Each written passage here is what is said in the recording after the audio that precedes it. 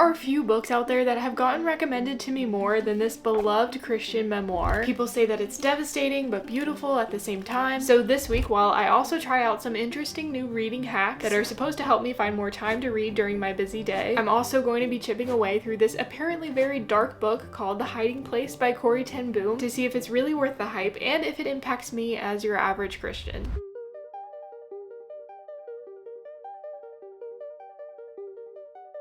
So this book is a true story about a woman and her family who risked their lives to help rescue the Jewish people during World War II, and they ended up suffering a lot because of it. But what seems to make this story so unique is that they were all believers who made evangelizing one of their biggest priorities through all of it. This book to me is like really entertaining. Anytime I've read nonfiction before, although I can really enjoy nonfiction, usually it tends to be a lot slower for me, but not with this book. It's very entertaining. It doesn't really feel like nonfiction, even though I know that it is.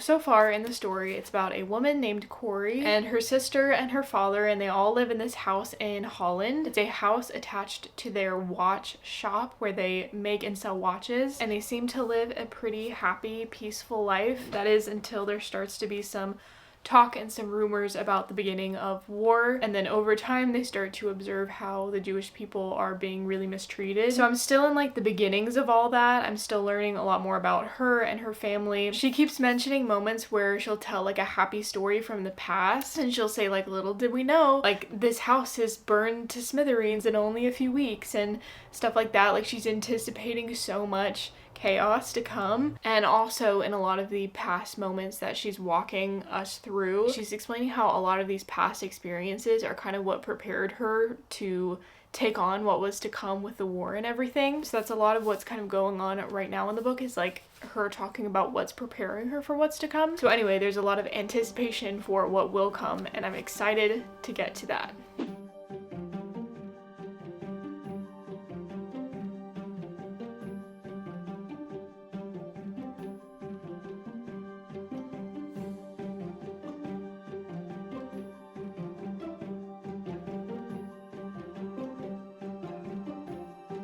So lately I've been struggling a little bit with finding good time to read throughout my day, just because I feel like I haven't been reading quite as much as usual lately. And at first I was like, am I in a reading slump? But I don't think I am, because I'm really excited about reading. I want to read. I think the struggle is really just trying to find time to read during like a busy day. So I've decided that while I continue to read The Hiding Place, I've come up with some little reading hacks, I guess, or whatever you call them. I'll be honest, I didn't even come up with them. I just looked them up. But I found 3 different ways that apparently are really good with helping you to prioritize reading a lot more during a busy day. A couple of them make sense, but the last one is a little bit strange to me. But I'm going to try all 3 and see if they work. The first one is actually pretty simple, but I think it's going to make a huge difference for me. It's just to set aside an entire hour of your day every day. It said preferably first thing in the morning, to just like block out an hour and make sure that no matter what, no matter how busy your day is, no matter how many things you have to do, you read during that first hour of the day. So every day for the rest of this week, I'm going to prioritize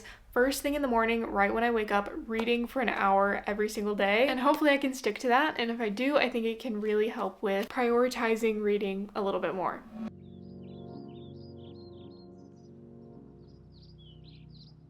So this morning when I got up, I prioritized reading for 1 solid hour before I got up and did anything else, and I'm so happy that I did. And I know this because I've done this before. Reading in the morning, I don't know what it is, my brain just is so much more like focused on things. Reading is just like easier in the morning for me. I don't know why. So during that hour of reading earlier, I got a lot of it done. I'm almost halfway through this book now, and this book has been really, really good so far. It's continuing to go back and forth between timelines of before the war, when everything was nice and pretty and easy, to during it when everything is just in chaos. And I think she's doing it like that to show that like things can change in life so quickly and so easily and so unexpectedly, and even if things are good one moment, they can turn so bad in another. But what's really cool is that even in the wartime that she's talking about, even though her and her family and all of Holland is struggling so much. There's something keeping them steady and like sane through all of it, which is clearly their faith. So it's going really well. And again, I'm really happy that I prioritized reading this morning because today's a bit of a busier day and I'm not sure if I'm going to be able to read much more for the rest of it. So also, I don't know if I've mentioned this yet, but I actually have read this book before, which I think is part of the reason why I was kind of avoiding this book for so long, because I had again gotten recommended it so much, but I was like, oh, I've already read it, I'm not going to read it again. But then I started thinking about it and I realized I don't remember anything about this book because I read it so long ago. I mean, I read it when I was like a kid. So then I was finally like, you know what, I'm going to try it out again. And it does feel very much like a brand new book to me.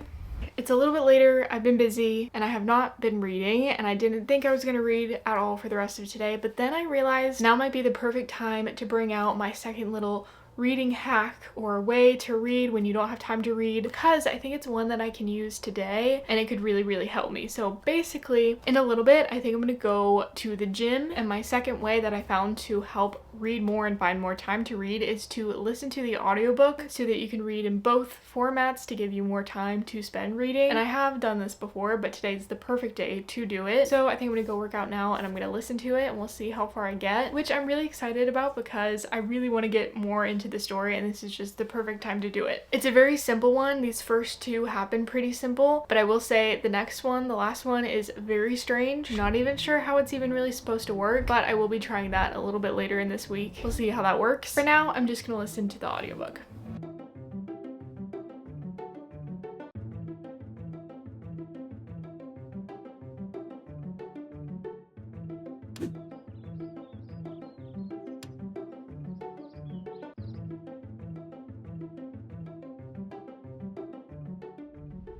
Guys, I'm over halfway through the book now. I woke up this morning and read for my hour again and it was so good. I'm so happy that I've been doing that. And really that is helping me so much, I've realized. Just lately, the past few weeks, I've been struggling so much to find time to read, especially read a physical book and not just listen to the audiobook. Being able to set that time aside has been so helpful. Obviously that means it's taking time away from other things that I probably should be doing. For this week, for reading through this book, it's been so helpful. So I'm really happy I've been doing that. I've also continued to listen to my audiobook a lot. I did it yesterday while I was at the gym, and even like later last night when I was doing a couple of other things, I just popped the audiobook in.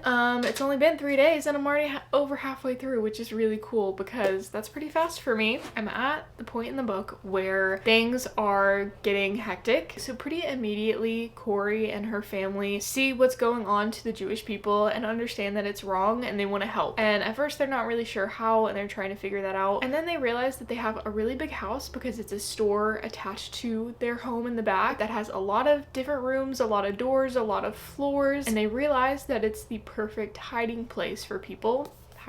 So they set up some of their rooms for people to stay in and they welcome in Jewish people to hide there. And so they're in this place in the book now where they're very kind of like on edge. They're very worried about what they're doing at the time. They know it's very illegal, but they also know it's the right thing to do. They just have this very strict operation all planned out and it's working very well. I'm like really impressed that all of this worked. And I keep honestly catching myself throughout reading and remembering, wait, this was a true story? Like, that's pretty crazy. So it's been going very well. I think later today I'm going to try the final little reading hack that is supposed to help me read more throughout my day. This is something I actually have never done before and I'm not positive how exactly it's gonna help. It's a bit strange, I think. But when I googled it, it said it helps a lot, so I'm going to be doing that in a little bit. But for now, I do think I actually have a little bit of time to read some more. So I'm going to go do that first.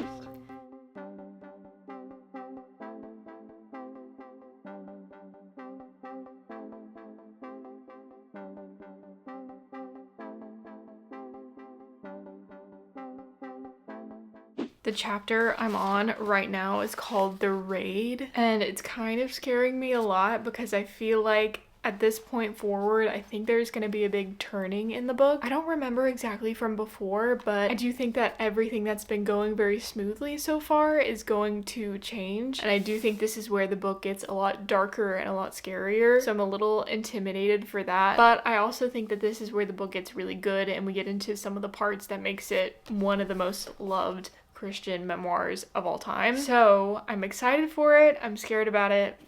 let's keep reading.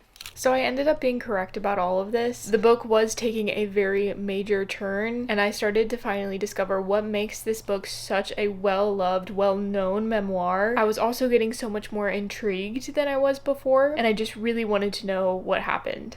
Okay, it's a little bit later, and it's finally time, I think, to commence my final little reading strategy to help me read more. So like I said, this is kind of a unique one, but apparently it helps a lot. Basically, it's to carry the book around with you wherever you go, no matter what you're doing or what's going on, that you just bring the book with you everywhere, so that any spare moment of time, even if it's just like a 5-minute period that you have to do something, you pull the book out and you start reading. I'm not sure how much I'm gonna actually like this one, because usually when I want to read, I want to sit and like get into it and stay in it for a while, but the internet did say that this was a very useful trick that does help a lot. So I'm going to start that now for the last bit of this book. I actually need to go run some errands. I don't know if I'm going to have any time to read while I'm out, but I am going to take the book with me just to see, just in case. And then even when I'm home and I'm just like around the house doing things, I'm going to carry it with me just in case there's a spare moment to read.